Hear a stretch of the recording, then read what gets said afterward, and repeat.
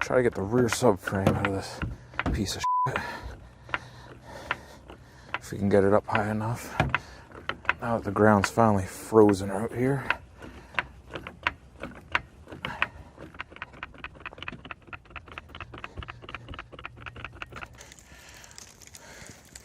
I just gotta go find another one somewhere.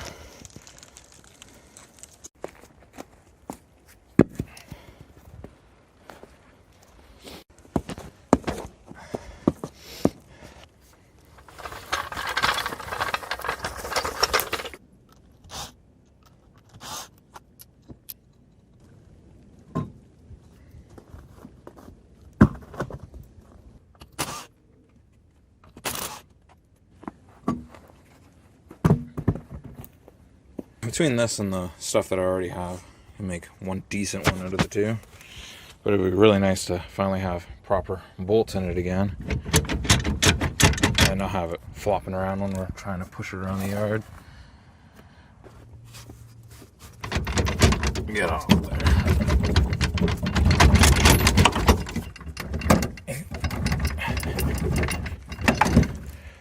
Let's see what happens.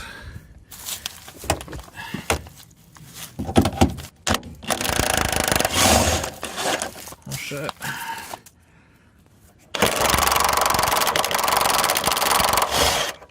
And of course, the gun doesn't want to fit under this side. Should give me the last little bit that I need.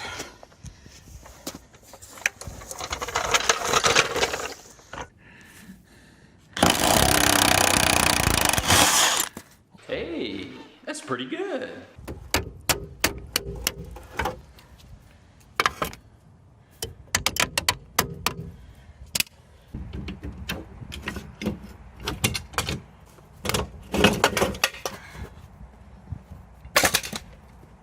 One side out. Alright, let's pull these bolts. Let's see what happens.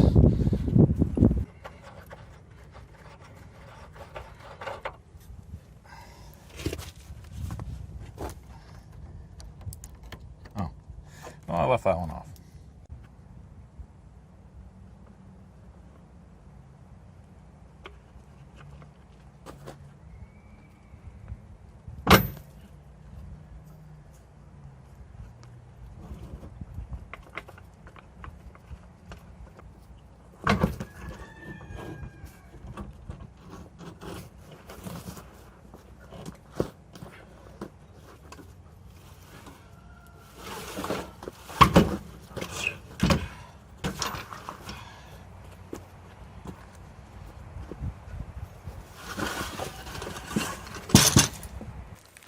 Well, finished just in time. Not only is it freezing now, it is also raining. But it's out. Just gotta slide the other one back in once I do a couple more things to it. Kinda doubting it though.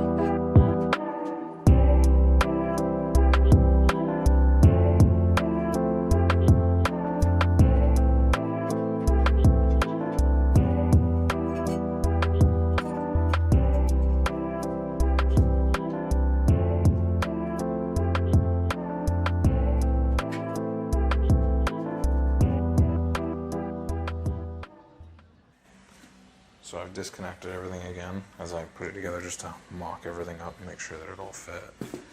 But as you can see, I'm now going to move on to subframe bushings. And I've got one in, but that one was already blown half out, so it was pretty easy to get in. A lot of people burn them out, but I found so far if I just sawzall the centerpiece in here out and then just with a flathead screwdriver really just push it all in, it seemed to come right out. And I just cleaned up the wire wheel and that one fell right in like nothing. So cut them all out, and then the next little while see how bad they really come out. If they all come out like that one, it should be pretty easy.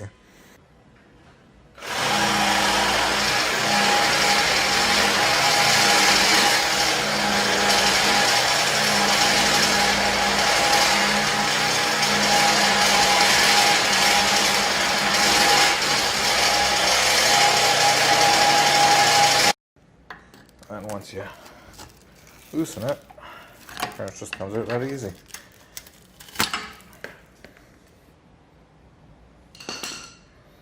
And yeah, just a lot of rust and crap, but I'll just wire wheel it and it should be good to go. And just like that, I can push it in there and take it out by hand. Start with some paint. Now I'm gonna wait for it to dry a bit and then grease it up and slide it in. Fortunately though, my energy bushings for the subframe didn't come with any grease at all. It's supposed to come with 3 little containers like this. I'm using the ones that I got with those bushings, but I don't know where it is. Someone robbed it and sent it back or what, but they're supposed to be in there. There is none. So they're not getting a whole lot, but they seem to go in pretty easy, so should be fine. Slid in by hand, but collar.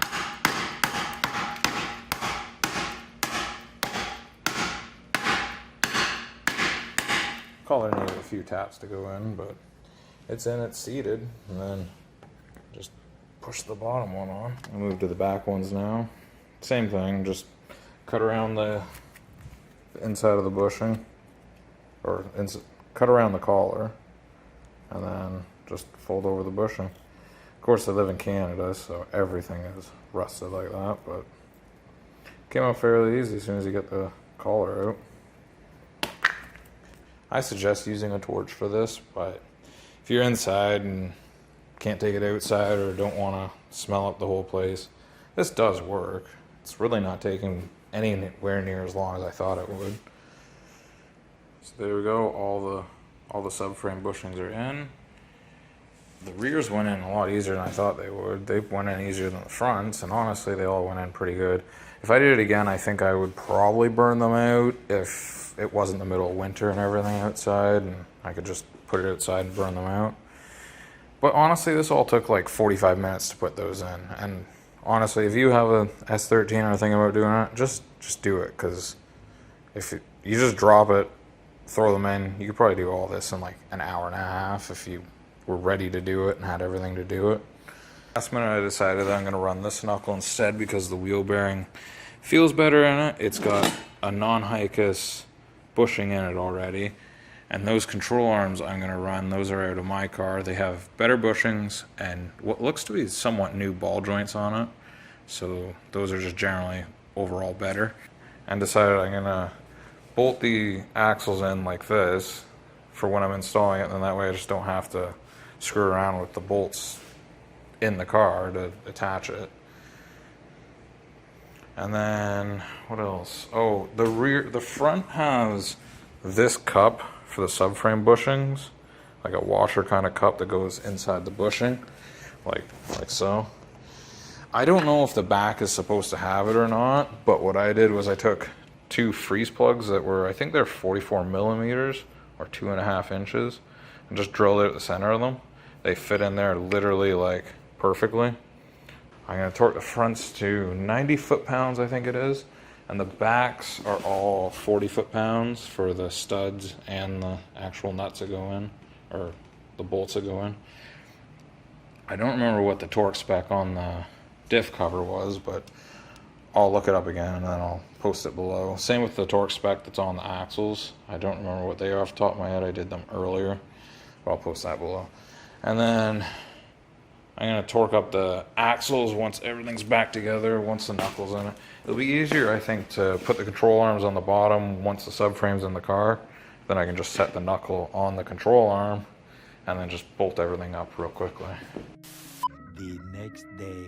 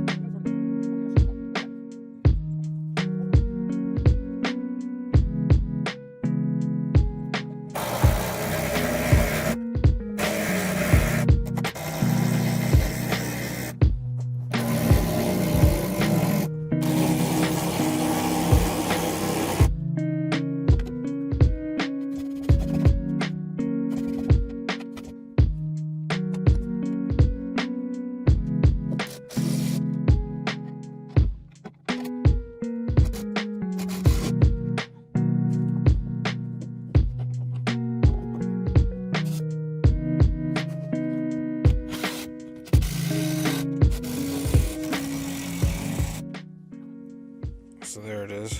It's all back together. Subframe, diff, axles, everything's in there. Everything's bolted. Brand new bushings and everything.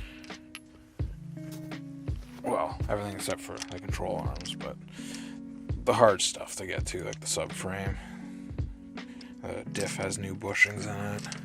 Eventually, I'll probably change control arms and stuff, but there's nothing wrong with these ones, so they'll get the job done for now. I forgot my socket at work, so I'll have to torque the axles later and put the cotter pins and all that in it. And then quickly sprayed those rotors just to prevent them from rusting even at all, really. I'm going to put them on though because the wheel, I think the inside of the wheel rubbed against the coilover. I don't know if there's a front or the back. I think those will space it out. At least make it sit where it should be. And then unfortunately I was short 2 bolts. And even in those other pictures, if you look carefully, you'll probably see, or other video at the start when I was doing the assembly of the whole thing. If you look carefully, there's 2 missing this whole time. I haven't had a chance to go pick up 2 more. I ended up buying everything they had for those. And I really want all the bolts matching if I could, because it'd be really cool just to rip everything apart with a 17 mil. But yeah, all that's left now is put the wheels on, drop it back down, put the tarp back on it, and keep collecting parts in later or hopefully in the spring. But if we get another nice day, I will probably rip that whole front end back apart and do the exact same as I did back here. Go over everything, use the best of everything, new bolts everywhere. And yeah, I'm going to retorque everything as well in the spring. I'll go over every single one of these bolts. I will obviously we need a sway bar as well, but I'm also doing the lockout kit that I haven't got yet. When I do that, I will be back in here to go over everything, retorque everything. Subframe bolts aren't torqued, they're just kind of hammered in there with the small impact. But it's enough, obviously, to hold everything. Everything's super nice and tight now, not all floppy like it was before. So yeah, I'll just throw the wheels back on it, put it back down on the ground, and it's done for now.